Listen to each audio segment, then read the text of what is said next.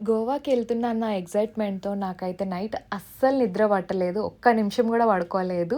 మా వాడు కూడా వచ్చి అస్సలు పడుకోలేదు. ఇంకా లేచే ఉన్నాము. 5:20 అలా అవుతుంది. తరుణ్, త్రినాథ్ వచ్చేసి కేక్ కట్ చేపిద్దాం అనేసి వచ్చేసారు. నేనే కొంచెం ఎర్లీగా రమ్మని చెప్పాను.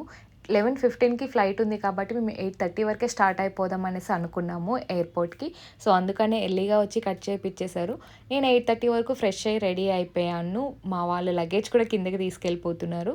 ఇంకా క్యాబ్ కూడా బుక్ చేసేసుకున్నాము. 8:30 వరకు క్యాబ్ అయితే వచ్చేసింది. మధ్యలో ఆగి బ్రేక్‌ఫాస్ట్ కూడా చేసి వెళ్ళిపోయాము. చెక్ ఇన్ లగేజ్ లేదు కాబట్టి ప్రశాంతంగా బోర్డింగ్ అయితే చేసేసుకున్నాము. ఒక 20 మినిట్స్‌లో కంప్లీట్ అయిపోయింది మొత్తం కూడా.